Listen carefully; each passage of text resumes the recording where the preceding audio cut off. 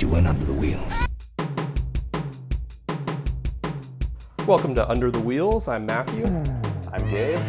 And, well, I guess this is actually Under the Wheels Reborn. This is the lazy reboot with like half the original cast returning. We went to Canon Films and they gave us, they slashed our budget by a third. Well, actually by 2/3, so we only have a third of our budget. So we had to get rid of one member and all of the production value, which we already didn't have a lot anyway.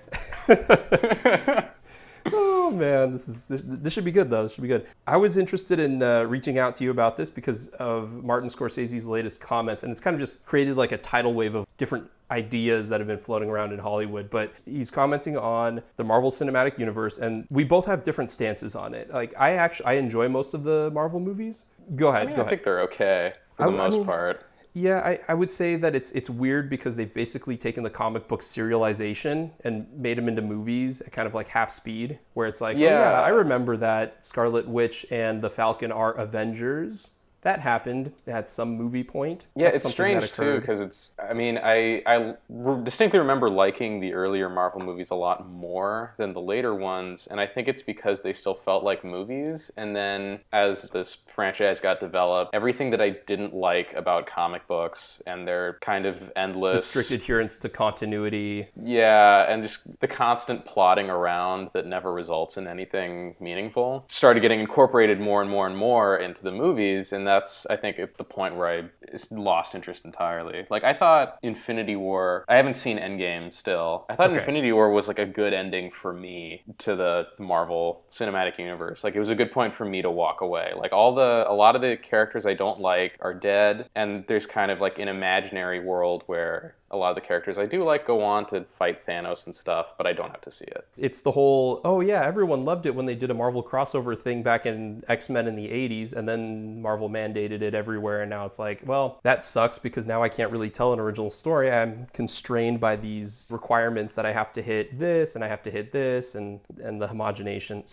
Or the homogeneity. So I guess my first question for you would be, when did Marvel movies lose that sense of movie and become sort of more generic fare or more homogenized fare? Because I think that's the main issue that a lot of people have with the Marvel movies, is that they're kind of like, there's a sense of homogeneity that occurred. And it didn't start on the first 5 movies, but it did happen at some point where, and if you need to, I can kind of pinpoint the point where I think it kind of lost control. Now, obviously it's a battle of 1,000, it's a straw that broke the camel's back. But for me, it was probably right around Age of Ultron, where it started feeling like maybe everything is spiraling out of control. I mean, I think you get a sense of that in Avengers when it kind of gets a little bit campy, but that's still kind of campy comic booky fun. Mm-hmm.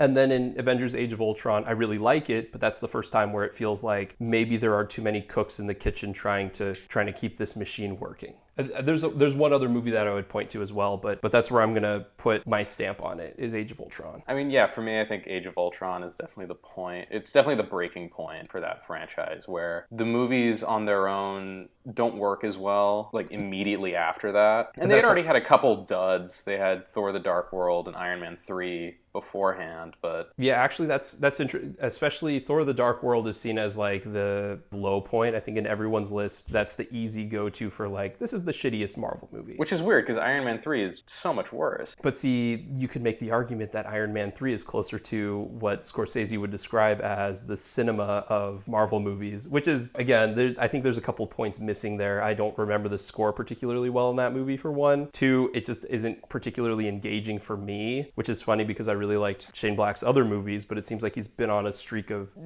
dialing it in for the studio to make money, but not necessarily performing well. I mean, Shane Black does his Shane Black thing, which I think in, like, The Nice Guys, where he seems to have more control and it seems to be more made for him. Right. It's like, it's just a straight up kind of crime parody set during Christmas at some point in the past. He doesn't feel like he has to make the movie for anyone, which I think is the problem with Iron Man 3, is that he did feel like he did not feel like he had to make the movie for anyone, and it kind of fails because of that. It's just bad. It's a really bad movie. I haven't watched it since originally seeing it, and I actually wonder if I would like it better now than I did when I first saw it.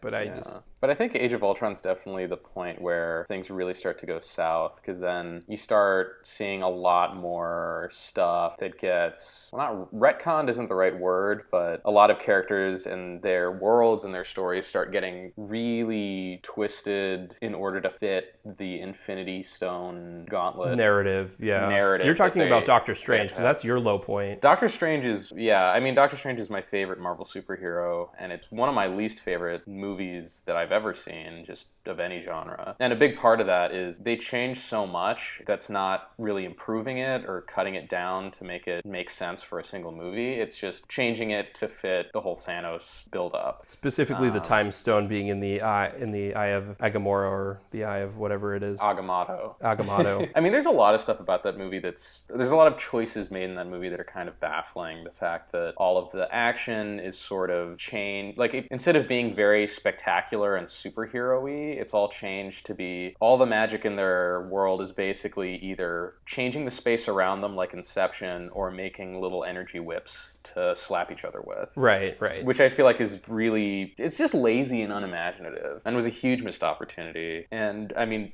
Benedict Cumberbatch is annoying. I like Benedict Cumberbatch, but he just but he's plays not everyone's Tony taste. Stark Part 2. Yeah. Whereas Doctor Strange is typically a very serious character. I mean, other characters around him can be silly or colorful or strange, but he himself is very just grim, to the point, no nonsense. So it was weird that he's like this snarky little prick. Right, who's like making little jabs and Beyonce jokes and things like that. Where they pass into the Marvel humor type thing, and you're like, maybe they gave Benedict Cumberbatch too much creative license in the telling of the character. I mean, again, I would say that that's the same issue that I have with Guardians of the Galaxy, where they change a lot of the characters, except I guess in the case of Guardians of the Galaxy, it's for the better, whereas with Doctor Strange, it's more for the masses. They took shortcuts and they created like, hey, people liked that Tony Stark was an asshole, and whenever everyone's favorite Hollywood's rags to riches is the riches to rags back to spiritual richness again. So definitely, it's basically Iron Man 1 reskinned as a magician movie. Not to belabor this point too much, but like I think the first Ant-Man movie gets a lot of flack for being kind of like, oh, this is incredibly forgettable. After rewatching it, it's a very sturdy heist film. I think they have more fun in Ant-Man and the Wasp with sort of other sorts of fun things, but that would be on the range of like, what is cinema and what is kind of the theme park ride that Scorsese's saying. Ant-Man and the Wasp is probably closer to the theme park sort of, it's fun to watch, just to go into the theater, you watch it, you relax, 2 hours of your life goes by and it's not that bad. But it also ends up, especially at the end of the movie, it ends up being kind of circumvented by the fact that it has to be tied in with this strong continuity thing. Most people go into the movie just to see the very end credits. It's like, well, the movie would have worked so well on its own as kind of like this fun little heist movie. And even the first Ant-Man wasn't tied too strongly into the Marvel continuity, that I think it kind of gets away with it, because the main fun scene is the Easter egg cameo by Falcon, which I think works really well. It's a really fun time. But then that, falls into Civil War, and then in Civil War, like, oh, let's bring in Giant Man and blah, blah, blah, blah, blah. And so I think the main Marvel movies kind of have this sense of theme park, or the main four characters, I guess. And so that's kind of what Martin Scorsese's saying here. He says, that's not cinema, that being Marvel movies. The closest I can think of them, as well made as they are, which I agree, they are well made, with actors doing the best they can under the circumstances, is theme parks. So basically his idea is he went in to see one, he started watching the first couple, but they were just so loud and they were so noisy that he couldn't stand it. There's a lot of good craft going on in it, but I would think that my closest thing would be, this is the equivalent of like a 1940s studio taking over and kind of sucking the artistic integrity out of it. That's kind of where my basis starts from. I mean, I'm not going to disagree with Marty on that. I mean, I think there's one anecdote that I heard that's pretty telling of how Marvel works. They're making like a Black Widow spin-off movie, and they had reached out to a bunch of female filmmakers to see if they could stunt cast a woman as a director. And there was one who was really enthusiastic about the project. I don't remember her name, but I think she's from like the indie film scene. And she came in and she had all these really big, interesting ideas for how to shoot the action sequences, because she had a very clear vision for how she wanted it to be. And the producers said, oh no, we've already pre-vised all the action sequences. we just need you to work with the actors. And she's like, are you kidding me? And they said, yeah, you're just here to work with the actors and kind of make sure this project gets done on time. And that's it. And she's like, well, if I can't shoot the action as well as, all the character stuff, then I'm not interested. And Marvel was just like, okay, bye. Yeah, I think that, and I mean, that sounds like a studio to me. That sounds like the 1940s studio era. We need you to come in here. We need you to shoot, 18 scenes. Make sure you don't mess it up, and then be on your way. I mean, I think you can see that in Captain Marvel, where the character-to-character scenes feel completely different than the rest of the action in the movie. Like, I think it's very clear that that's how they go. I know that the second unit, I would say allegedly, the second unit tends to take over with most of the action scenes. They use the same visual effects houses for most of the action scenes, that sort of thing. Mm-hmm. So I could totally see that happen. That's fascinating, though. I could totally see that. She goes in and she's like, I'd like to shoot the action scenes closer to handheld style, gritty. And they're like, yeah, no, well, you know what? You can wait over there. They want someone who's, exactly. They want someone who's more of like a yes person and not someone who's got a unique vision. I think that's a fair assessment to make. Go ahead. Oh, I was going to say, and to that point, I wonder almost how much involvement did the second units have even in any of this? Because if they're laying out all the action sequences almost before the script is written in previs on a computer somewhere, to what degree? Because I know the John Wick guys did second unit for at least one of the Captain America movies, I think. You wonder even how much does the second unit have a say in what gets done, or if they're just handed pre-visualized sequence and they say, all right, do this exactly with real people. That's a good question. The second units are probably in the studio more often working with the previs. And I've also heard a lot of stories about how with previs stuff, when it comes to previs in these Marvel movies, I'm guessing it's mainly not the hand-to-hand combat scenes, but it's like the big moments, like Thanos. The airport fight scene. The airport fight scene, Thanos fighting Hulk, the big war scene at the end of both Infinity War and Endgame, just to name a few, where they're like, okay, well, these are all of the pieces we need. Because I'm pretty sure most directors throw out previs. From what I've heard, very few directors like previs. They'll kind of do it as a studio thing. I'm not surprised. I would hate previs if I was any of those people. I would too, except the one previs thing that I think is really interesting is, what's his name? The guy who's directing the new Batman movie. Matt Reeves, when he did War for the Planet of the Apes, apparently he went into the previs studio and sat down and did every single shot previs to make sure that every shot was going to line up properly, since he had to do so much CG work and motion capture and things like that. So it can work, but I think a lot of directors are averse to it. Kind of like if someone's like, okay, you're going to storyboard the whole movie, they're going to be like, okay, we'll see what we can do, and then kind of throw out the storyboards. One thing I'll say about the people who have been kind of defending the whole I'm disappointed in Marty for thinking that the Marvel movies are theme park attractions and they're not real cinema. I mean, Martin Scorsese makes movies. He made Silence. Let's be honest here. The movies he's talking about as cinema, as classic cinema, is not really what people want to watch. Yeah, it's depressing, but if I had 3 hours and I had to watch either Silence or Endgame again, I mean, I've seen Silence. Silence is really depressing. I don't know if I'd ever go back and rewatch Silence. Or here's another example. Your average moviegoer, would they rather watch 12 Years a Slave or Thor? There's a reason why people have Schindler's List in their Netflix queue that they're never going to watch. And I mean, going back farther, how many people that are going to watch movies these days are going to go and watch a French film? Well, I think you're touching on, broader cultural and psychological issues that people face as a collective. I think for most people, their mindset is I work hard, 9 to 5, my job. I hate my job. I hate my commute. I want my time outside of work that I spend with my family or with my friends or by myself. It just has to be pleasurable. It doesn't have to be meaningful.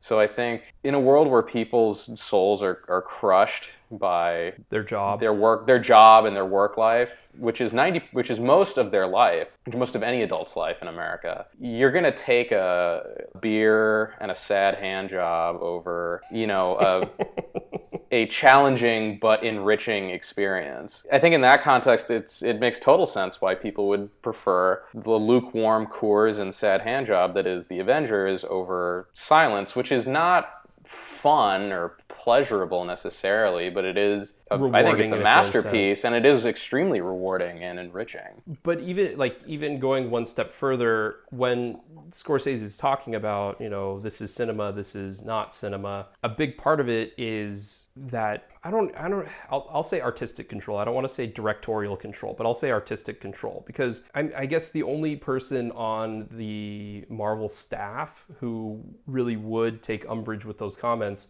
would be the guy who's kind of gotten the most attention for these comments, which is James Gunn, because he's made something really creative out of, full disclosure, I'm not a huge Guardians of the Galaxy fan. Like, I watch them. I understand why people like them. And I think James Gunn is like a really talented writer. And I think working inside of the system that is the Marvel movies, I think he's done something really unique compared to a lot of the other filmmakers. But at the end of the day, I mean, he's able to sort of sneak in his own meta commentary inside of those movies that a lot of the other directors, a lot of the other filmmakers are not doing. And so I think that's one of the things that elevates those movies. But it's kind of like how John Ford was making Westerns, and he got known for making great Westerns inside of a system that was turning out a bunch of shitty Westerns, right? It's the same sort, like the cream of the crop will rise to the top, whereas you have a lot of other people who are kind of going in there and they're like, hey, we want an easy payday. Well, maybe not an easy payday, but it feels an awful lot like I'm an indie movie director. They all feel like Richard Marquand on Return of the Jedi. Okay, you take care of the special effects. Okay, you feel free to re-edit however much you want. Okay, you feel free to reshoot however you want and hire in a new director to do that. I'm coming in, I'm getting my payday. I'm going to make a movie that will have my name on it and you'll hire me on for the sequels. That sounds good for me. So I think it's a very real concern for independent filmmakers, because they're broadly in society and in the microcosm of the film industry, the rich are getting richer and the poor are getting poorer. Right. And that means less money floating around for these indie guys. So I think it's a very real thing that if one of them gets the opportunity to sell out for a big Disney movie, they'll do it the one time just for the money, so they don't have to worry about money ever again. And then go back to or the 4 times making... for the Russo brothers. What? I mean, the Russo brothers were directing Arrested Development, Television, so yeah. I'm not sure if you could call that indie film, but But it's interesting. But it is interesting that the person who's the people who've had kind of the best success have worked in television. Well, television is a medium where the directors don't have a whole lot of control. Yeah, they're there to execute what the showrunner wants. Yeah, and I think they're there to execute what the showrunner wants. They don't necessarily have total final cut on their movies. And I think the fact that the Russo brothers did an admirable job on Captain America, Winter Soldier, and Civil War, and then got on to do Infinity War and Endgame, and they were even able to sort of apply little fun Easter egg movie things in there. Like there's a scene in Endgame, my favorite scene. It's a quote oneer where Ronan pretty much murders a bunch of Yakuza. It's like, I don't know why that's in this movie, but it's in there. That works for me. It's best scene in the movie. That scene was made for you, I'll bet. Pretty much. They were like, oh yeah, we need to make sure we get in all of the Chambara fans out there, all the Yakuza movie fans. It's like, yeah, they got to be on board with the movie. And to their credit, yeah, they bought me with that one. I was like, yeah, I'm sold. I'll watch this movie 3 times in theaters. That's fine. That sounded like a good sound investment of my time. Yeah. But for all of the people who are like, oh no, the Marvel movies are cinema, I would say look at Creed and look at Black Panther back to back. Just watch them both back to back, and you'll see exactly what Scorsese's talking about. Creed has a very specific, singular vision, and everything in the movie conforms to that vision in a way that Creed 2 doesn't. Let's be clear. Creed 2 is a studio film, but Creed 1 is very much Ryan Coogler had an idea. He lined up his idea and he executed it, I would say probably to perfection. I don't think there's anything in the movie really that I don't agree with, except maybe the girlfriend subplot, which is kind of just like, we needed to have a romantic B-movie plot. It's not enough that Rocky has cancer. Like, let's throw in the girlfriend who's a musician that's going deaf, and like we'll pound home this idea of Adonis's anger. Deaf. Yeah, that's hilarious. Good working on that. Now that paid off dividends in Creed 2. Oh man.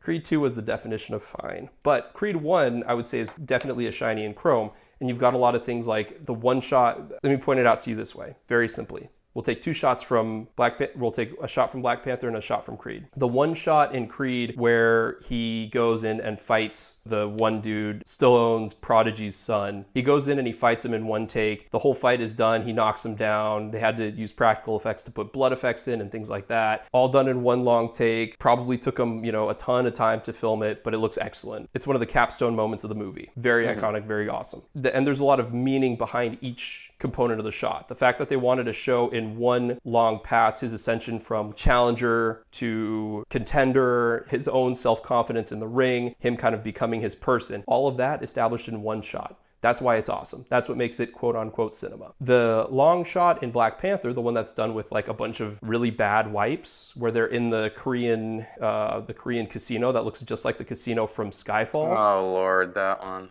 That's like a repressed memory. There's no reason that should be one shot. There's no meaning behind it. There's no structure behind it. It's broken up into a million different pieces. Yeah, it's not actually one shot. It's not one shot. It's just made to look like one. They could have had anything else be one shot in the entire movie, but they chose this moment that has nothing to do with anything. There's no resolution to it. It just starts with fighting and it ends midway through fighting. It's a very strange choice, and that's kind of indicative of this is a movie that has the illusion of cinema, versus this is a movie that is displaying cinema. And to Black Panther's credit, they have a lot of interesting ideas going through it, but those ideas are muddled by, we need an action scene here. We need a Marvel connection here. We have to have Andy Serkis with a terrible South African accent here. Like, it's the best. It's I'll keep listening to him with that South African accent, but he got murdered, so there you go.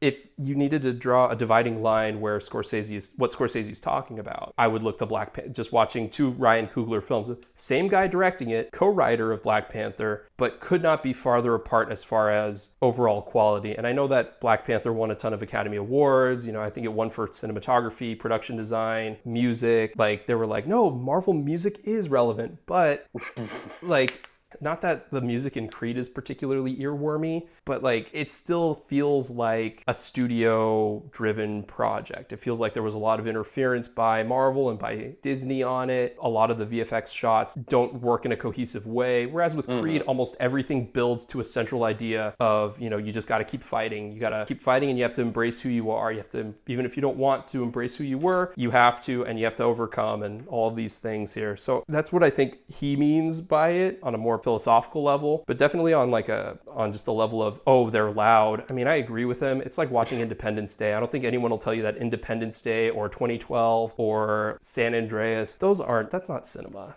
They're just loud. Maybe this is just me pasting my views onto what Scorsese said, but I think when he's talking about like their theme park rides, I think he's more talking about intent. You can watch any Marvel movie from any era within the last 10 years, but especially I think the more recent ones. Yeah, definitely within the last 7 or 8. Yeah, you can really see, one, they exist only to entertain. They're purely for pleasure, which we've been taught that pleasure is a worthy goal in and of itself. I don't think that is a good thing to teach people, but that's beside the point. So they exist entirely to please, but also you can really see the artifice and like kind of the gears turning inside of them in terms of how they go about achieving that goal. Like, you watch any Marvel movie, you can just listen to the dialogue, look at the weird out of place story beats that pop up here and there, the various connections and all that. And it's all very easy to see, like, this moment is to set up this later payoff. This moment is to make you laugh. This is to trigger a piece of nostalgia or a reference to another thing you like. Whereas I think the movies that Scorsese makes and the movies that I'm sure he probably enjoys watching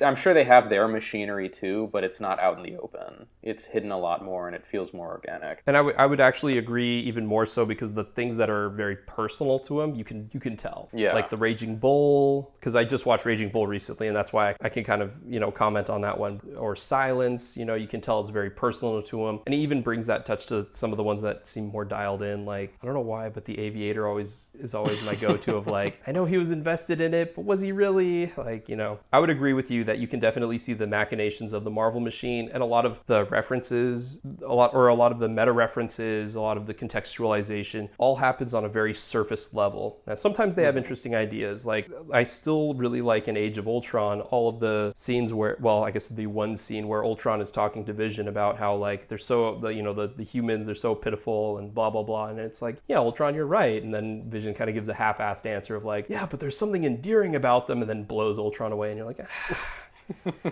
I mean, yeah. It's funny that that's the entire theme of Hobbs and Shaw as well. I'm pretty sure that exact moment happens at the end of Hobbs and Shaw. Yeah, I think it did. Yeah, Another the fact that we've both I will seen say, Hobbs and Shaw. I know that is a terrible movie. That is, yes. Well, I feel like David Leitch hasn't really done anything particularly good since John Wick. Like, No. I enjoy Atomic is Blonde, okay. but like Deadpool 2, it was fine. Hobbs and Shaw, it's watchable. I had a hard time. I would rather just an entire movie about Black Superman. Black Superman. Like, I would rather just see him in his own self-contained movie, either for good or evil, messing things up, Like, I would rather just see that, because him as a bad guy is really cool. How they take him down is really lame, but they're like, oh, we have to take him down somehow. Like, well, the problem with Hobbs and Shaw is that, I talk about you can see the machinery. I mean, that... Oh, yes. Like, watching that movie feels like I'm sitting in a writer's room just looking at the note cards of the story beats. And that's it. That's what the entire movie feels like. It's so obvious. Everything is so obvious. The purpose of every moment or every line of dialogue is clear as day in terms of the tactical purpose it serves in entertaining you. Yep. Which is like, it's like a magician explaining a magic trick as they do it. It's like, well, okay, I can see how all your props work, and you haven't even started the trick yet. Yeah, you know what you're buying when you go in to buy a ticket. You hope it's executed with at least some form of competency, but that's the other thing I've started noticing too. The thing with really big studio movies is, they're not big, artistic, ambitious think pieces by any stretch of the imagination. No. But like, you buy a ticket going in thinking it's like, well, I'm going to see, it's like Hitchcock. Hitchcock said, I'm just a guy who builds really good roller coasters. And that's what you buy. When you buy a ticket, that's what you expect. You expect a really good, really well-made, exciting roller coaster ride. But studio movies of late are now feeling like half-baked. Like, they're not even well-made roller coasters anymore. They're, the way the cinematography is, the acting, the dialogue, the editing, it feels like sloppy and last minute almost. I felt that way with Hobbs and Shaw, I felt that way with Aquaman, and I felt that way with Shazam. Like, all three of those movies, really? Yeah, they feel really weirdly, they feel like they're lazily slapped together. Whereas like Iron Man 1 or Guardians of the Galaxy or the first couple Captain America movies, they're not artistic masterpieces by any means, but in terms of like the solid in terms of the fundamentals of how they're put together, they're all really solid. They're really tight. I have no technical complaints with any of those movies, where I have a laundry list of technical complaints with Hobbs and Shaw, Shazam, and Aquaman. Yeah, I actually like Shazam and Aquaman. I will agree, they have a lot of complaints, but the one thing about both Aquaman and Shazam that I think Hobbs and Shaw does not have is that you could tell in Aquaman and in Shazam, they were like, this might be the only time I get to do this. I am putting everything I've ever wanted to see in this type of movie into the movie. So that's why you get like, we really don't need a giant sea monster, but we're getting one. We don't really need, an Indiana Jones style treasure hunt in a movie like this, but we're getting one. In Shazam, we don't really need this like really explicit demon boardroom scene that's more like a horror movie, but we're getting one. So I applaud them for putting all of that in, even if it's to the detriment of the flow of the story, which that's where it feels like, so Hobbs and Shaw, the story kind of pedals along. Aquaman, the story feels like it's about 5 story beats too many. Shazam feels like there are 1 or 2 large set pieces too many. There's only so many unique ways you can make Billy Batson say Shazam, and I think they did every single one of them. And every time you're supposed to be like, this is amazing, and it's like, it's really not. Well, it's what's really frustrating, especially about those three movies, less so with Marvel because they're a little better about this. Yeah. Is it's like I'm sick and tired of one, all of the inserts of characters' faces doing some kind of a reaction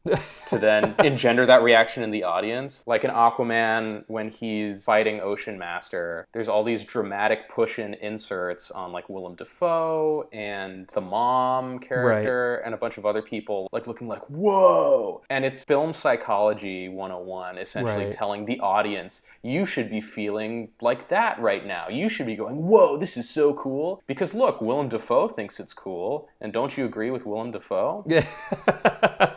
So that stuff annoys the fuck out of me because it really cuts up the rhythm of the cuts, or it throws off the rhythm of the cuts really badly. A well cut together action sequence goes straight to hell because you throw in a bunch of reactionary inserts to try and get the audience to feel a certain way when they should just feel that way already because you did your job well. Right. If the flow of the action is going, you should know who's winning or losing, or you should be able, like if you're paying attention to the movie, you should know if this is a major thing. There's been too much telegraphing to the audience. Yeah, you should be having fun and you should be enjoying it without having to see someone in the movie be like, whoa, this is so cool. Right. And I guess that's the other thing. DC's really bad about this, but Hobbs and Shaw did it a lot as well, where there's a lot of, anytime something slightly cool happens, like a character looks straight into the camera and says something like, booyah! And smiles. Aquaman is really guilty of that. Justice League is really guilty of that. Where they have the camera push in as they're saying it just to make sure you know this is important. Film School 101. Telegraph the audience. Yeah, that was when I saw the first trailer for Justice League, like after Joss Whedon had his way with it. I'm sure the Zack Snyder Justice League would have been a dour, boring slog, but it was interesting how much the trailer house emphasized, like, this is a fun movie. You will have fun and laugh and smile while watching this movie because it's fun. Because when you watch, the entire trailer is shots of the Justice League members smiling, saying like, woohoo, and booyah and all that shit, and not much else. And it's like, I don't, like, what the fuck is this? What kind of weird universe are we in now where this is what filmmaking is? Well, we're in the universe of filmmaking where they make so few movies that every single movie has to be a guaranteed least common denominator affair to go to, right? So, you know, and granted, I don't think a Zack Snyder heavy continuity, a bunch of obscure DC comic references movie would be much better than the Justice League we got. It would probably have a couple more, it would probably be worth going back to watch some of the fight scenes, maybe. But fight scenes might be better, yeah. The fight scenes might be better. The overall look of it, like, I know a lot of people who don't like the look of Batman v Superman, and I kind of think it looks kind of like a muddled mess, but Batman's costume actually looked cool if I could, you know, ever see all of it. You know, that didn't quite work out in Justice League when you could see it all the time, and it's like, yeah, it does look like a bunch of rubber on Ben Affleck. Justice League was, I tried watching it alone and I couldn't get through it. Like I lasted about 10 minutes before I had to do something else. And then the only way I was able to watch the whole thing is I watched it with my brother, and the entire time I was just yelling at him about how bad the movie was. But he enjoys he watches all that kind of schlock though, right? He loves his schlock. And I don't blame him. See, Justice League is the perfect, like, put it on in the background movie to me, because there are like a handful of points that I'd be like, oh yeah, I want to see this again. But overall, if I'm doing something rote or mechanical, it's something to have on in the background, but it has not a lot more value than that. Which, you know, blame who you want to on that one. I mean, I can kind of see how people are like, oh man, Joss Whedon totally ruined it. At the very least, Joss Whedon made it releasable, whether, you know, for good or ill. Because that's the thing, I don't know if you can't just assume the Snyder cut is going to be so much better. Right. Yeah, it'll probably be more coherent. There'll be some things here or there that probably feel better or work better. Like in tone wise, Aquaman apparently isn't a giant surfer bro dude hitting on Gal Gadot the whole time. I hear that's a change that they made, but I feel like they also there's less Ben Affleck-iness in it, which is, you know, for good or ill. You know, we don't need Ben Affleck commenting on Lex Luthor's assistant's shoes, I guess. Although I like that. I think that stuff's funny. Oh, you got really nice shoes. Yeah. All right, Ben. Here's the other question I have for you. Do you think the idea of cinema is an instinctual thing? Do you think it's kind of like a nebulous thing? If you had to put quantitatively, because this is what the Marvel machine's going to do next. Oh no, great, auteur, masterful filmmaker Martin Scorsese says our movies are theme park attractions. We know that they are, but we need to now appease the art house crowd. What can we do now? If we have a laundry list of things, like can we list out what makes a movie cinema, and can we go through and now check it off for this next phase of Marvel movies? Like, do you think it's an instinctual thing, or do you think it's more of a quantitative, quantifiable thing? And are there any Marvel movies, aside from the beginning ones, I mean, maybe the switch from film to digital is what did it? I don't think so. I mean, I think it hurt. But do you think there's anything do you think it's a quantifiable list? What makes cinema? It's not quantifiable. I think it's just... Yeah, because I feel like it's an instinctual thing. Yeah, I mean, it's an instinctual thing, and I think it's also just a question of, like, if you want to try and develop some sort of criteria, I think it would have to be along the lines of, like, why are you doing this? Like, what is the objective of this movie? Like, if the objective is purely to entertain, and that's it, to just deliver 2 hours or so of pleasure and nothing more, that's fine. I think that would probably fall into the category of not cinema, or at least not cinema art. as defined per... It's not cinema as Martin art, Scorsese. it's cinema as entertainment. And that, or if the goal is just to make money, or to advertise, or to sell toys, or to sell an ideology, to sell anything, again, that's not really art, that's just propaganda or advertising or marketing. So I think those are the two instances where I would confidently say, no, this is not cinema, or it's not art. Anything beyond that, though, is really up for debate. It's what does it strike you as? So here's a follow-up question for you then. Let's take a look at Aliens and Terminator 2. Like James Cameron, do you feel like he has made cinema? And as a follow-up to that, actually no, we'll just start there. Do you feel that he has made cinema? I have no idea.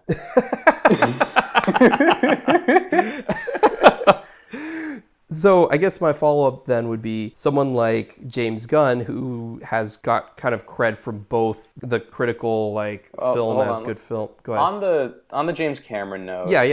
Yeah, I'm happy to talk about this because I've got a couple. I mean, I could go into this as well. So go ahead. I mean, I can't peer into his mind and see what his intentions were. I mean, obviously, what he did, it took a very sincere and thoughtful approach, which you don't typically see in a cash grab. I would say that Terminator 2 or Terminator and Aliens, you could argue that that's cinema, because I'm sure James Cameron had a goal beyond making those just for people to like them, or to spend money on them, or to sell toys for something, And he's definitely not pushing any kind of ideology or product on you. But, I mean, Terminator 2, the reason I bring up Terminator 2 and Alien is because what you said about selling product and selling toys. Like, I look at Alien turn into Aliens, and you look at Terminator 2, and those sold a shit ton of toys. But it's also, like you said, I think, very sincere and thoughtful. And so, is it possible to use the idea of, like, oh, this is going to be sincere and thoughtful as a jumping off point to get into a movie where all you're going to be doing is selling toys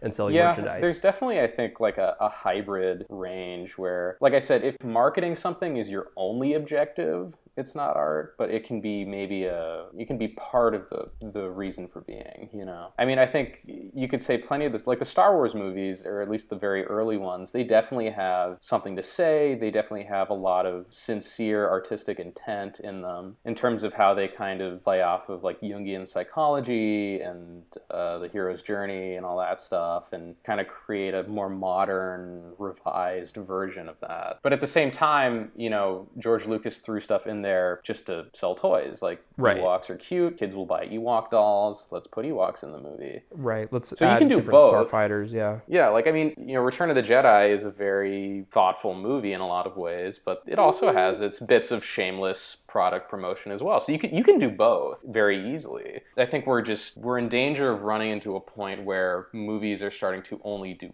one of those things. And I mean, I'll also say that I'm no longer in the, well, actually, I was going to say I'm no longer in the toy selling range of consumer that they're looking for. But then there's an argument to be made that they now have these, $125 toys that they need people to buy. So, well, not only that, but if you may eventually be re-entering that market when you have kids. If you have kids of your own, and then you see it even more brazenly.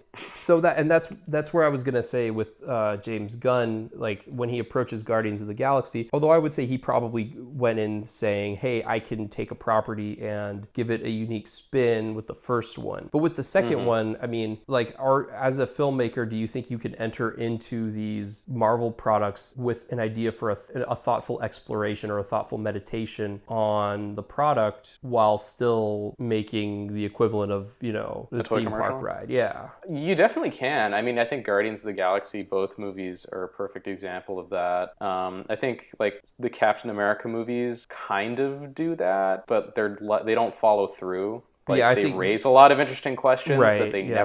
never discuss outside of, like, beyond the opening act or so. Right. But I think the Guardians movies do it very thoroughly, and they carry their ideas all the way through. Because, I mean, they very clearly seem to be about they're like the anti-Joker movies. They're about... I mean, yeah, they really are. They're about people who are cast aside by the world, who really have nothing going on for them, who've been enslaved or abused or traumatized or fucked up in one way or another by society, by parental figures, by all kinds of things, and then manage to sort of heal themselves, create kind of a family together, and actually help the world instead of trying to burn it all down. And both movies are, I think, about that.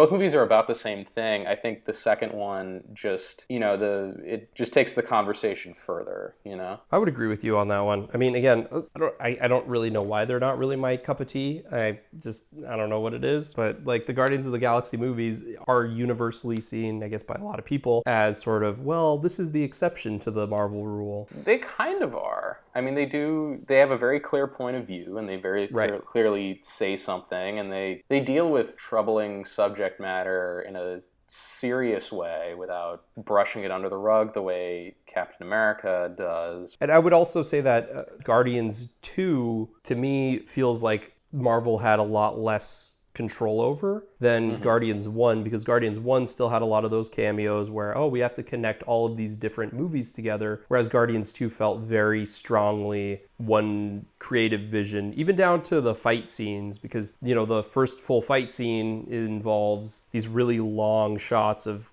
Baby Groot dancing while the people are fighting in the background. So it's really interesting.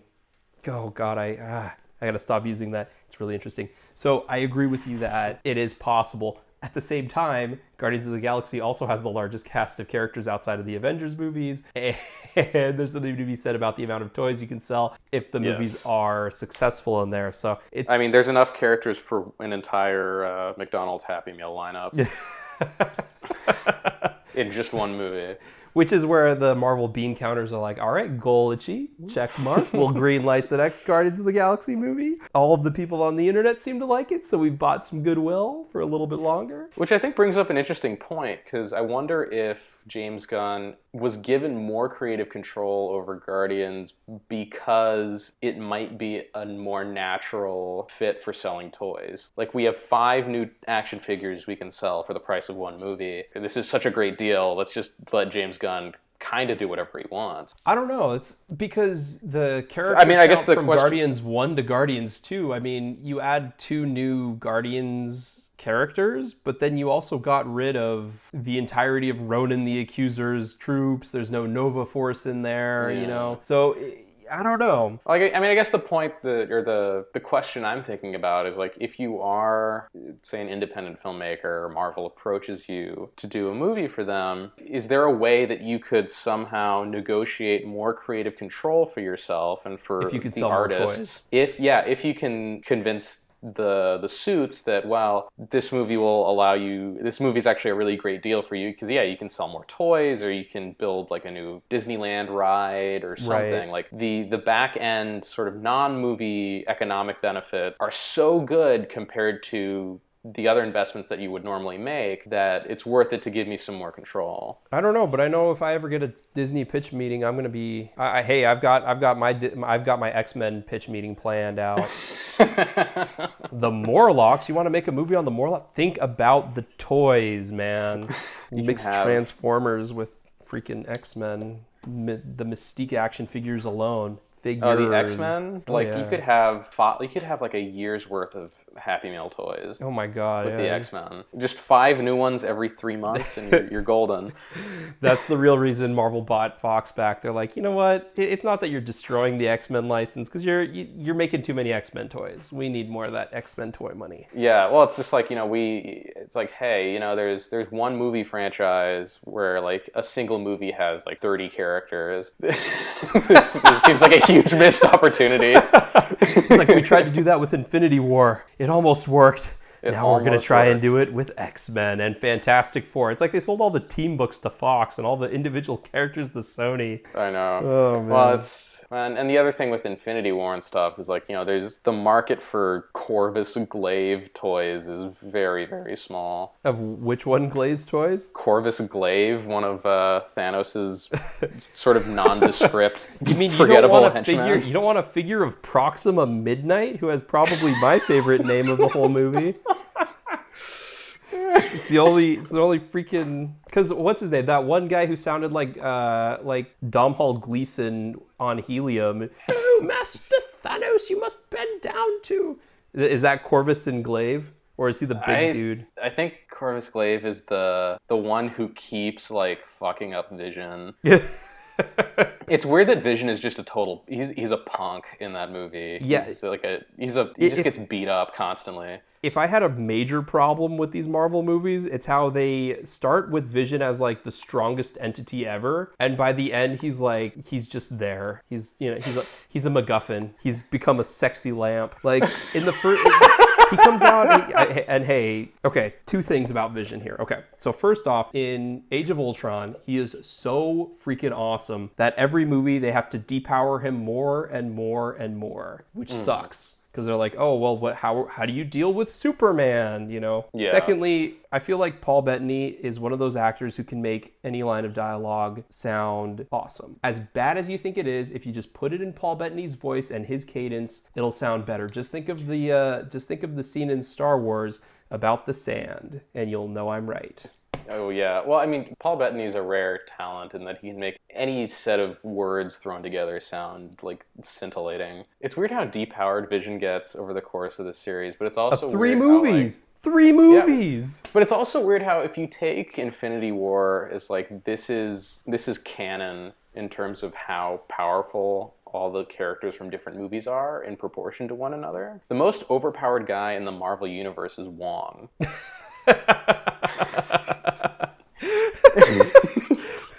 Now that's just a great statement, but elaborate. Wong almost single-handedly defeats a few of Thanos' lieutenants that are just destroying the rest of the Avengers with his like portal trick, where he builds a portal on a guy's arm and closes it, and his arm gets cut off, or like builds a portal around a guy's neck and then closes it, and his neck gets cut off. Wong could have single-handedly defeated Thanos with that.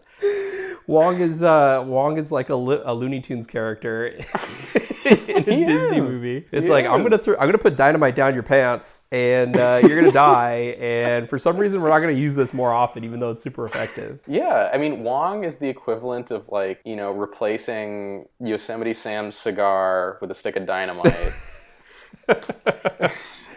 Wong is Bugs Bunny in a world that is trying to get over the Muppets. Yes, he really is. It's like, that's a good point. Like, I never thought about how effective Wong was in those movies. Infinity War is such a strange movie because now you haven't seen Endgame, and the one thing about Endgame that I like is that it is very much about the main 6 Avengers, plus Rhodey and Karen Gillan and Paul Rudd. Like it's very much about the main six. Yeah. And Infinity Nebula War, and Ant-Man. Nebula. Infinity War is like, hey, here's a cameo from Captain America, or like here's a cameo of Black Widow. It just it doesn't the thing with feel Infinity like War is here's a cameo of Captain America, and then 2 hours later, it's like, hey, remember Wakanda. Captain America's in this movie? yeah. Like, oh, hey, we're gonna have Captain America save Vision, and then we're just gonna go away for a while, and it's about Tony again. It's about Tony and Peter and like all of these characters that I'm like, I don't want to see them. I want to see the main characters. Oh, Hawkeye's not even in this movie. All right, fine.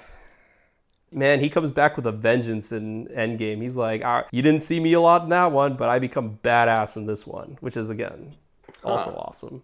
Tying it back to Martin Scorsese, of course. If he was to, like, do you think he would ever make a superhero movie? And B, what do you think it would be if he did? Considering that he already kind of has with Joker. So I haven't seen Joker, but I know that it's very much, there's a lot of sort of spiritual references to King of Comedy and Taxi Driver. It's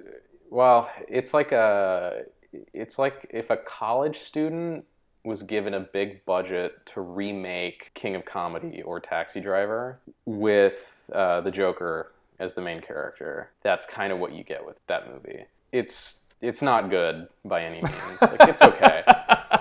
It's a decent movie, but I hear the end is really fantastic, though. I heard like when Joaquin Phoenix actually becomes the Joker, then those last scenes near going into the end of it are like, those really work well. Sort of. I mean, the whole movie's really sloppy. There's a lot of really baffling choices. It is Todd Phillips. Well, exactly. Todd Phillips has once again proven that this movie is. He's either it's like a diamond that fell right into his lap, and he still managed to find a way to screw it up. He's either like an idiot savant film genius, or he has just sort of stumbled about and gotten lucky that the scripts he works on are just smart enough. I mean, the script for Joker is not that smart. Like I said, just smart enough to keep him.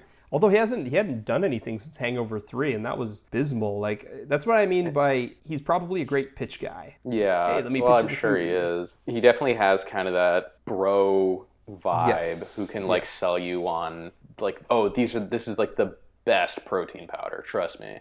Yeah. Like, that's the kind of vibe he has. But yeah, it's interesting. It's an interesting movie to pull apart and see all of the ways in which it kind of works and all of the ways in which it really doesn't work. So, do you remember back in like the 2000s when all of the superhero movies that came out were sort of like, they were like above just okay enough? Like, you would come out with a superhero movie and it's like, oh, this is okay. Like the first X-Men movie, you see it and you're like, I'm seeing it because I'm a fan of the X-Men. It's not good, but it's okay. Like, is that where Joker stands? Is it back into this old school, like, they did just enough right? Almost. It's like Daredevil, like the Ben Affleck Daredevil. Right. Which I still has a special place in my heart. Well, that's the thing. The Ben Affleck Daredevil isn't that bad. I think people unfairly crap on it. It's It's like it's the Age of Ultron. Yeah, well, it's like there's a lot of things in that movie that work decently well. There's a lot of things in that movie that are weird, but they're still kind of cool. And there's a lot of things in that movie that just straight up are dog shit. Don't work. Yep. Yeah. And Joker's kind of the same way.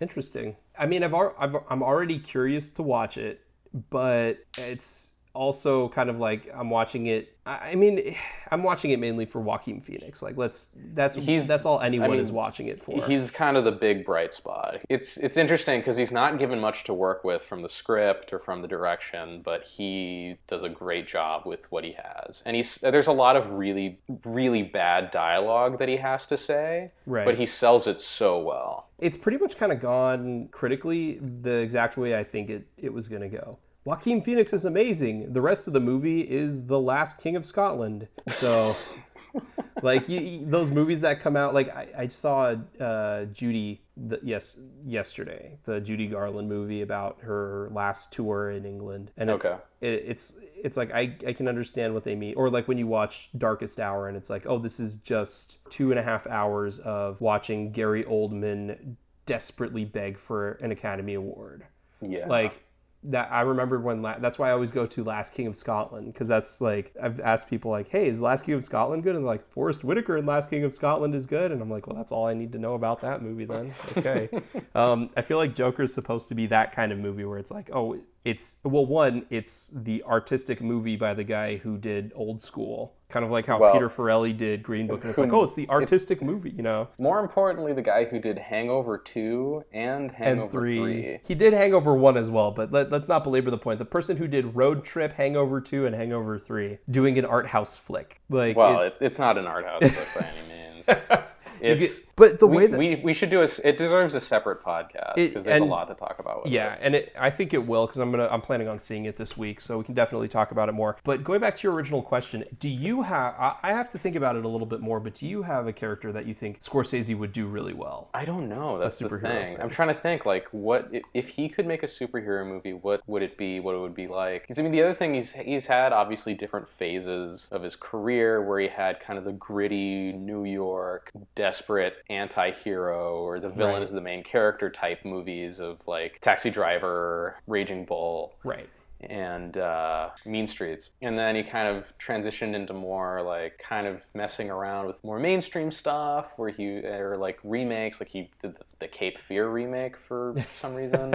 And then he kind of had like the big glossy studio Oscar bait stuff with like Aviator, and I think you could almost put like Shutter Island in that category. Right. The Departed falls in there. Do you count? And then he Wolf of Wall Street in there? Hugo. Just that seemed like a really bizarre one-off, like making a kids movie. It was really good, but like, why is Scorsese making a kids movie? And now he's doing Silence and The Irishman, which seemed just like huge passion projects. Well, don't forget about Wolf of Wall Street. Like Wolf of Wall Street is definitely like a big studio Oscar bait thing. It feels like, even though it's 3 hours long or something. Right. I mean, Gangs of New York probably falls into that category as well. Yeah, I'd probably throw it in there just because it's still Scorsese, but like, not that he shies away from nudity, but there's an awful lot of random nudity in Gangs of New York. So it definitely feels like that was also a low point too, I think, because he had made, like, throughout the 90s, after Casino, he didn't really have anything going for him. He did Age of Innocence before then, but then after Casino, he did like Bringing Out the Dead that no one really saw. And so he was kind of on the ropes, and then Gangs of New York came out and everyone's like, oh, it's a return of Daniel Day-Lewis and Martin Scorsese and Leonardo DiCaprio's in this. And then The Aviator kind of set him back on track of like, oh yeah, remember, we all love Martin Scorsese. I mean, I guess I would go with The Punisher. All right, here's what he would do. He could make, if it's like a more well-known superhero, I would say like Punisher or Daredevil would be a good one for him. Yeah. But I could see him doing like a 3 hour long or 3.5 hour long like epic covering like the first 2 iterations of Grendel or something.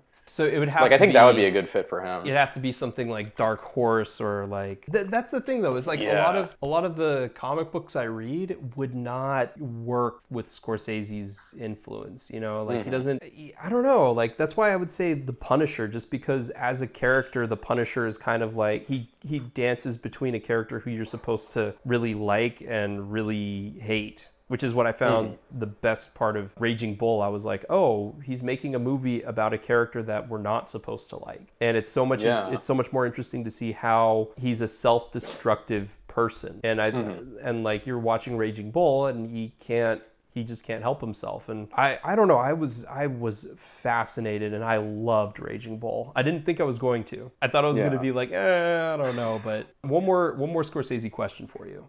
Okay. Who is his best cinematographer? I'll give you 3 choices. I'll give you 3 choices. I'll give you 4. Okay. So most recently he's worked with Rodrigo Prieto, I believe. Yes, I remember him. Rodrigo Prieto used to do all of Inarritu's films, and then Inarritu decided he wanted to be Terrence Malick light and went to Lubezki. So Prieto is his current one. Before then, he worked with Robert Richardson, who's known for who Tarantino then hijacked, and he worked with, oh my God, I can't think of his name now.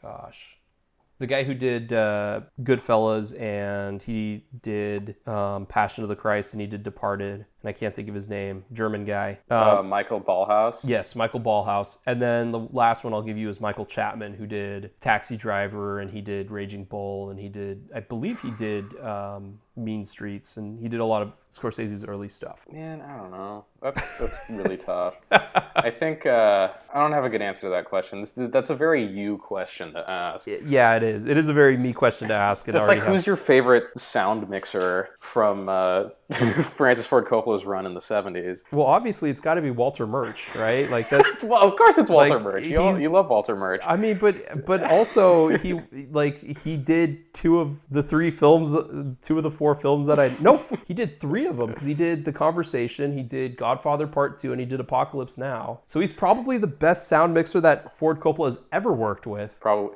You know what's interesting is, for all of the heat that Scorsese's getting, like the 1970s film brats are probably the most influential crop of filmmakers ever. And he's the last one. He's the last one, A, making movies, and B, making good ones. I would say he's the last one making good movies, because Spielberg is still making movies of determinate quality. So you got Spielberg, who's making movies that exist. Well, and there's not much else to say about him. Well, keep in mind, though, Spielberg is still, maybe because he's got the machinery behind him, but he's still churning out, he can still turn out 1.5 movies a year, which is very impressive. So he's still making stuff. Right. Coppola, I think, is doing like direct-to-video horror movies now. He hit the festival circuit again, yes. George Lucas is like eating himself to death, I think. And then Brian De Palma is semi-retired? Is he still alive? He actually came out with a movie recently. I think pretty recently he came out with a movie. But yeah, he's kind of like Michael Cimino, where Michael Cimino could not get a movie funded. Oh yeah, he did Domino with a bunch of Game of Thrones people.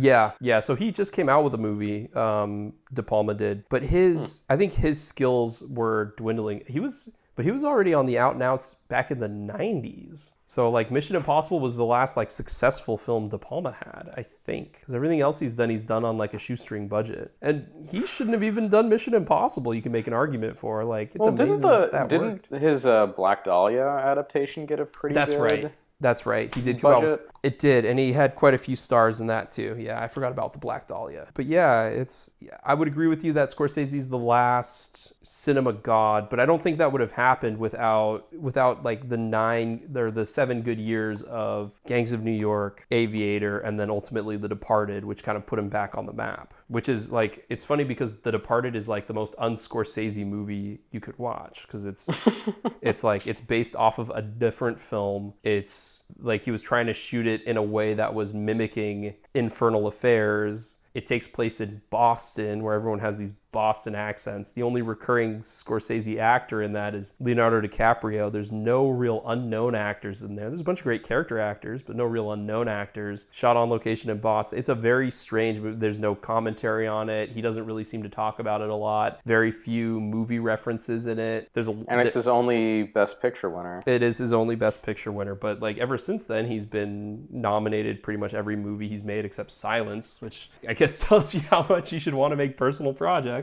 in Hollywood.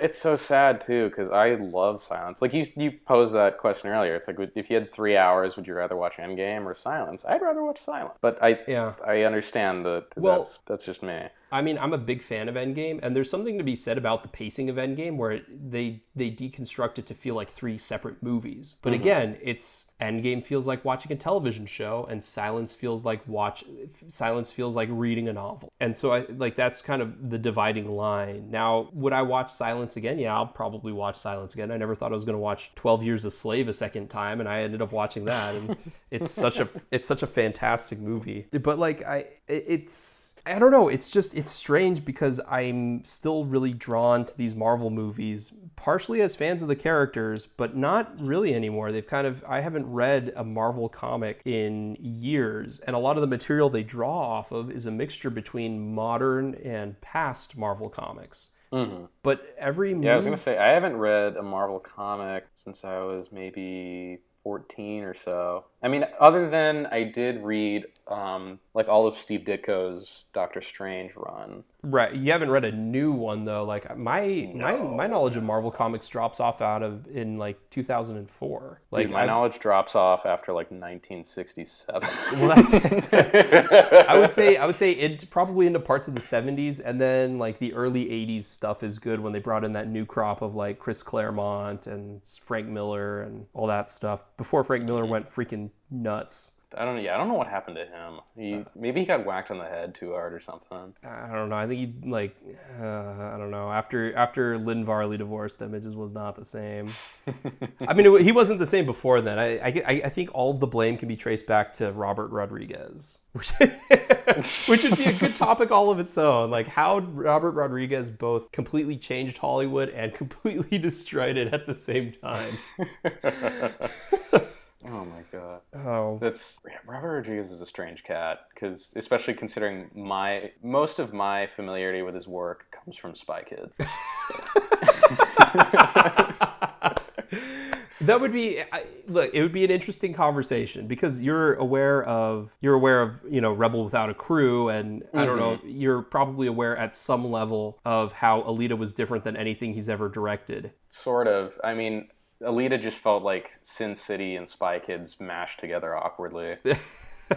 A little bit. I love it that because if you're Robert Rodriguez is known for his over the top cartoony violence. And like to get all of those over-the-top cartoony violence moments in a PG-13 movie was, I think, I give him kudos for that. Alita has a lot of problems, but it is very much a Robert Rodriguez film, which is definitely. For like, better or worse. Faces being hacked off, body parts being blown up. Oh man, I haven't seen Alita in a while, but I will skip through all of the parts that I hate just to watch the parts that I love. I think I could see, this is going back to an earlier conversation on Scorsese and superheroes. Yeah. I could see him doing like a 3-hour long, epic length, big, sad Superman movie that really that does everything that Zack Snyder tried to do unsuccessfully with like Man of Steel, where it's like, what does it mean to be Superman? Like, how does Superman know he's doing the right thing? How does he know he's good at being a superhero? Like, what if he was actually really bad at it? Right. Instead of just what if Superman's an asshole? Yeah. Yeah, because all those interesting questions that I think he was trying to ask somehow just turned into what if Superman was an asshole? I think Scorsese could do that really well in sort of the way that, I mean, I'm not sure if it would be very commercially appealing, but he could do it in the way that like Raging Bull handles Jake LaMotta, or Aviator handles Howard Hughes, or the way that Silence handles Andrew Garfield as like kind of it's really just about Superman's internal journey through whatever the story is or whatever time frame it takes place. How about Scorsese doing a Nightwing movie? But it's not just Nightwing. That's more of a Spielberg thing though. I was gonna say because like the stuff that I love of Scorsese's is usually a generational thing. And the only character that's really covered the vast generational gaps in DC is like Dick Grayson going from like, being sort of indoctrinated into this dark lifestyle by Bruce Wayne after his parents die. He becomes Robin and everything is gravy and everything is great. And then you see the dark side of Bruce Wayne and, there's the parting of the ways, and then Dick Grayson kind of meandering in his life, maybe getting in a life of crime a little bit, and then finally coming out the other side as Nightwing. And I don't know. I think like the generational things are the stuff that I like the best of Scorsese's, and like you could definitely do that. Dick Grayson definitely has to have like a humorous voiceover though. They just get all Ray my Liotta. Life, I wanted to be a superhero. All my life, all I ever wanted to do was entertain people. Just get Ray Liotta to do the voiceover, and it's like, I stopped smoking, and you know what made it easier? These patches, and also leaving Bruce Wayne.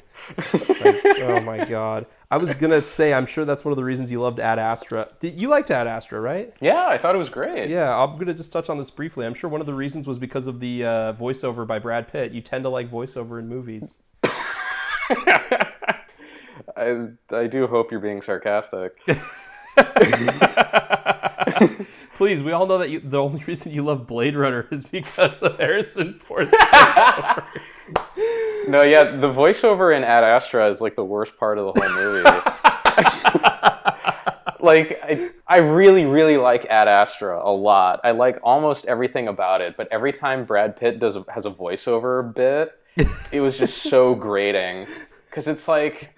We get it. We get it. You don't have to explain how you feel to us because it's communicated through literally everything else.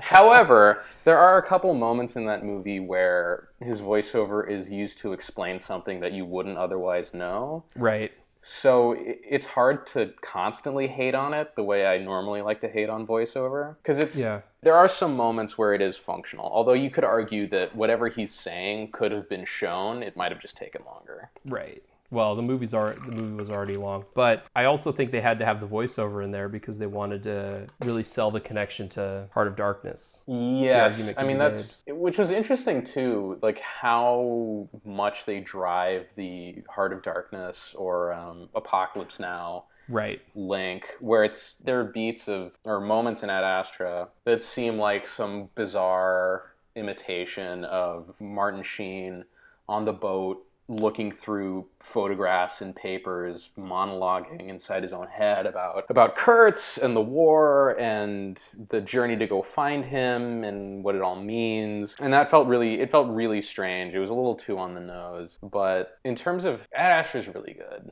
It is. Even though I've spent our conversation on it complaining. No, we should talk about it again. I think probably as the year winds down to see if it's still on a list of movies you're high on. So yeah, I mean, I think this year's been a weak year for movies so far, at least for me. I think so.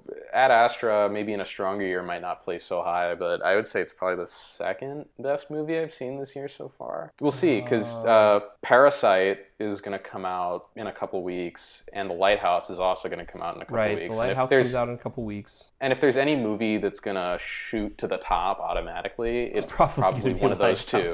Well, Lighthouse or Parasite, because Bong Joon-ho is a genius in the best way. Which one?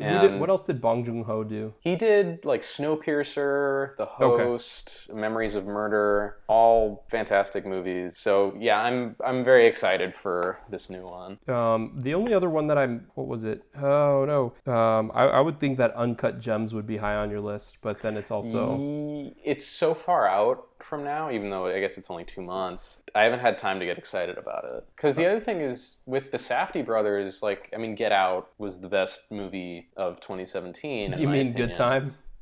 Oh, yeah. Not Good Out. Good Time. Good Time is the best movie of 2017, in my opinion. Get Out was also very good. But, I've seen one of their other movies, and it's also a good movie, but it's nothing amazing. Yeah. So we'll see. I mean, they definitely seem to have a shtick. So I wonder how much Uncut Gems will stick to or deviate from that. Right. Well, this is Adam Sandler's bid to try and usurp Joaquin Phoenix from the Best Actor throne. Which is weird because you'd think he'd already had his taste of like Oscar consideration with Punch Drunk Love, the P.T. Anderson movie. Yeah, Punch Drunk Love. We'll see. I mean, we need to talk about Joker on the next podcast because I also want to get into kind of the conversation around it and how bizarre and kind of perverse the cultural discussion is. Much ado about Joker. Okay, we'll get into that on the second half. I think there was one more thing I was going to ask you about the Scorsese thing, and I think you've already answered it, but like the fact that Scorsese doesn't watch Marvel movies has given this idea of, oh my God, because he doesn't do it, if we want to be true artists, we shouldn't either. I don't think this is going to have any effect in the Marvel machine, but I wonder if you think that there's going to be, because like it hasn't really placated my opinion of these movies. It's maybe helped cement them in a very specific quadrant. And obviously I can see the sort of artistic or the sort of cultural merit of these movies. I think it's funny how movies that are all about sort of the interesting character moments in the Marvel movies are more interesting than any of the other moments in Marvel movies is interesting. As he's like, oh, I don't watch them because I can't stand the action scenes that get in the way of the character moments. But he doesn't even seem to realize that there are some decent character moments, like Thor is a play on Hamlet, which obviously the first Thor movie is probably my favorite Marvel movie because the first Thor movie is criminally underrated. It is so good. But we're both Kenneth Branagh film fans. Like, I saw Murder on the Orient Express like twice, and it's not great, but gosh darn it if it isn't Kenneth Branagh turned up to 10. Something that some of his other movies aren't. But like, I'm a Kenneth Branagh fan, so I like Patrick Doyle's score in Thor, so I like Thor a lot. And remember, Thor is the movie that made Chris Hemsworth a star. He was not known until that first Thor movie. Well, I don't think Scorsese's comments will really affect the Marvel movies all that much, because it's like, a lot of great novelists, for example, are addicted to amphetamines, but that's done nothing for the amphetamine market. So I don't think him shitting on Marvel movies is going to make them less popular. It's not going to make any of his admirers shy away from watching them. Because I think we've reached a point with Marvel's sort of dominance of the film industry and of box offices where the devoted fans will always be there, and they will always show up to watch. The people who hate the Marvel movies and never watched them in the first place are still not going to watch them. And anyone who would ever get burnt out is already burnt out. So I think the supply-demand dynamics of Marvel movies have settled in a comfortable place. I don't think they're going to change much at least in the near future. See, my only counter to that would be, I'm wondering if Marvel has overstepped their hand, because Endgame would be a good place for Marvel to take, maybe 2 to 3 years, make sure that everything is, going to be okay, mold everything so that it's going to be better, and then jump back in. And so but if you look at the current slate of movies that they're going to have coming out and the stuff that's on Disney Plus and all this stuff, it's like, I feel like they're about to overreach in a way that they felt like they were going to overreach after Age of Ultron. I thought they might be overreaching. Now it feels like they're really going off the deep end to the point where I'm not sure I'm going to be able to keep up with the continuity. I think that is the goal, in a sense. I think they want... I don't know if this is necessarily a good idea from a business standpoint, but I think they instinctively want the Marvel film and TV world to mirror the Marvel comic book world, where there's just a mountain of options to pick from. There's all these movies, there's all these TV shows or web series. Some of them have, really big budgets and are really shiny and glossy, and others are more like a CW show where it's just like hot garbage for stupid people.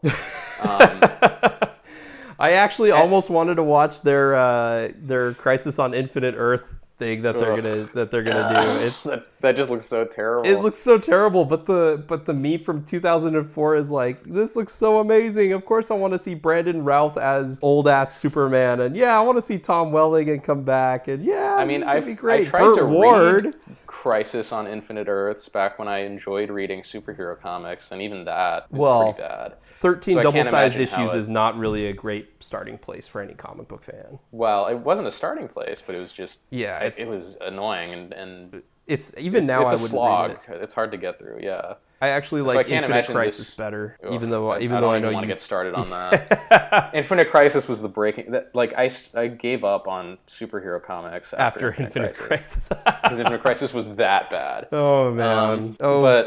How Jeff Johns has ruined your world is hilarious to me. Jeff Johns has ruined comic books for me.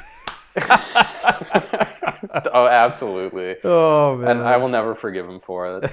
But yeah, I think Marvel wants to have like a glut of stuff that most people won't see. And I think just kind of the low confidence projects, or kind of the more niche projects, will be kind of low budget web series. Yeah. And then the bigger, broader, more appealing stuff will be, the next big summer blockbuster with a major movie star in it. Like I said, I don't know if that's a good idea business-wise, because I think they are really pushing it, and they do seem to be overreaching a little bit. But it seems to be the direction they're going, and they seem to want it to some degree. So we'll see how it works out. I think it will probably backfire, and they will probably end up like the comic book side of things, where comic publishers have been hemorrhaging money since the late 90s now. Right. And a lot of these publishers have just gone under. And I think the same thing will happen to Marvel if they continue on this road. I can see that happening. All right. Well, I guess we'll wrap it up there because my battery's running low. All right. We have reasons for when the So we're gonna wrap it up, but before we do, next time I'll intro with this, but this time we'll outro with it. What have you been watching lately? Nothing. Except for Joker. Except for Joker, yeah. I watched Joker, I watched Ad Astra, Mindhunter Season 2. Mindhunter is probably my favorite TV show type thing in the world right now. Yeah, I love it. I think it's great. It's not flashy or spectacular by any means, but it's so fascinating to watch. And it's just so good. It's a great character-driven TV show that it's exactly how you would want a David Fincher-ish show to be. Fair enough. And they've gotten a lot of good talent on it as well. Like Andrew Dominic directed a few episodes of the more recent season. What is Andrew Dominic known for? He the assassination of Jesse James by the coward Robert Ford. Okay, got it. And he did Killing Them Softly, which is a really good, really underrated crime movie. Like he's a guy who makes one movie per decade for whatever reason. Okay, all right. But so yeah, he's working on it now. I'm just hoping they get a season 3 because I know Netflix, their whole thing is the first 2 seasons of a show bring in a new audience, and then every subsequent season doesn't really do much to attract new subscribers, so they typically cancel shows after the first 2 seasons. So I'm hoping Mindhunter sticks around because it's awesome. We'll see. I know that Mindhunters is one of those that like it didn't really premiere to good ratings. I think it was kind of seen as like a sort of like a half measure. It was mixed. A lot of people liked it, a lot of people hated it. So I'm surprised it got a second season, and that was enough to put me off of wanting to add it to my queue. Just like I put House of Cards in there because I was like, oh yeah, this is getting critical acclaim. I should watch it. Adds to queue, doesn't watch. So that prevented me from watching Mindhunters. But your take on it makes me a little bit more interested in it. Yeah, well, there's very little in the world of TV that I find interesting because, we talk about how movies have formulas, movies have machinery that kind of, the gears that grind and make the thing work. TV shows are just as guilty of that. They're very structured, they're very formulaic, and I would argue a lot of TV shows, even the best ones, are even more guilty of that. They're more formulaic and more predictable than the typical movie is, just because Game of Thrones and Breaking Bad seem to have set a template that everyone wants to follow now. My big issue with TVs and movies is like with Breaking Bad. Breaking Bad is probably as close as you'll ever get to like a perfect series, probably. But even that had some, they tried to avoid them as much as possible, but it had some issues with serialization that all things have. All movies have issues with serialization, or all television shows, I'm sorry, not movies, have issues with serialization, which puts me off of watching television. Yeah. I would almost rather watch Reset to Zero type shows than heavily my favorite shows are kind of Reset to Zero type shows where it's just every episode stands alone. Right. Or even like, I was going to say even like a show like I'll be more inclined to watch an anthology show than like a modern show and try and get into a modern show just because I know there's going to be so much baggage. The only exception I would say is like if a show has already been completed and someone says, oh, it's good, then I'll be more inclined to watch it. What I'll say about Mindhunter is it feels like it's being made up as it goes along in the best way possible. Interesting. It doesn't feel like a bunch of writers sat in a room and plotted out like every twist and turn a year ago and now we're just filming it. It feels like everything that happens in that show is a natural product of it's organic. What the characters do and kind of the world that they live in. It feels like a show that creates its own story in a way. Like it just, everything that happens grows naturally out of what happened before in a way that is kind of unpredictable but feels very right. Interesting. Mindhunter. I'll add it to the queue. I'll add it to the queue. I've been just trying to catch up on movies. I watched Ad Astra and Judy. I'm going to try and see Gemini Man. Even though I heard it's been getting horrible reviews, there's something about high frame rate that I just have to see. I don't know what it is. I love it and hate it at the same time, and I can't wait. Well, so I have a theory about Gemini Man. Okay. The thing that most people have noticed I have a theory too. The thing that most people notice about high frame rate is that it makes CGI look really good. It does. And makes actual people and things look really CGI. bad. Yeah, so I think the idea is you got real Will Smith and like the CGI Will Smith that doesn't look anything like a young Will Smith. It just looks like current Will Smith with his wrinkles erased. Like, you have these two characters, and if they did it like Rogue One, you know, the CGI Will Smith would look terrible the way that Princess Leia looked terrible. Right. But if you do high frame rate, where you upgrade the CGI version and downgrade the real life version, suddenly you've bridged the uncanny valley, and they both look equally plausible. And I think that was the intent of the high frame rate. Maybe. At least giving Ang Lee the benefit of the doubt. I think he's using high frame rate as a technique to merge the CGI Will Smith and the real Will Smith to the point where you can see him on screen at the same time and be like, okay, I buy that. So I didn't see Billy Long or Billy Wong's Billy Lynn's long halftime walk. Yep. I heard that if you see it in 120 frames a second, the battle scenes are amazing. So the rest of it looks weird, but the battle scenes are amazing. So I think the only reason you can get Ang Lee to do a generic schlocky Michael Bay meets Jerry Bruckheimer meets Steven Spielberg producing sci-fi movie written by one of the writers of Game of Thrones is because it's an action movie. He gets to film it in high frame rate and push some sort of new technology. Yeah. That's the only reason why I think he took this project on. Now, again, Ang Lee's probably the weirdest filmmaker out there. I mean, I think we've talked about this before, and I'm sure we'll talk about it again, but you look at his filmography and it's just all over the place. Like, he's got, you know, like he has The Ice Storm, which is this, you know, family drama mixed with Sense and Sensibility, mixed with Lust, Caution, and based Crouching on a Tiger, prestige Hidden kind of award-winning novel. Yeah, like he does a lot of that, and then he also does like The Hulk and like Ride with the Devil, and like, you know, there's no way to pin down exactly, and Brokeback Mountain, like pin down Ang Lee and he will find a way to circumvent that. So I'm interested in it. I know it's gotten middling reviews, but I'm still like, I'll watch Clive Owen in anything, clearly, because I've seen Last Night twice, and I've seen that Last Nights, yep, with Morgan. My brother likes that movie. Hey, you know what that means? It's probably schlock, and you know what it is. It's such a weird movie because like it's just 47 Ronin, done much better than any other 47 Ronin adaptation I've ever watched, with like modern action sensibilities and a pretty decent production design and a great villain. And yeah, I'm looking forward to that. And I'm trying to work my way through the newest season of Peaky Blinders, because production wise, there's very few shows that feel and look as good as Peaky Blinders does to me. And I like a lot of the actors. So okay, yeah, dude, Stephen Knight, the guy who made a movie about a fish in a video game called Serenity.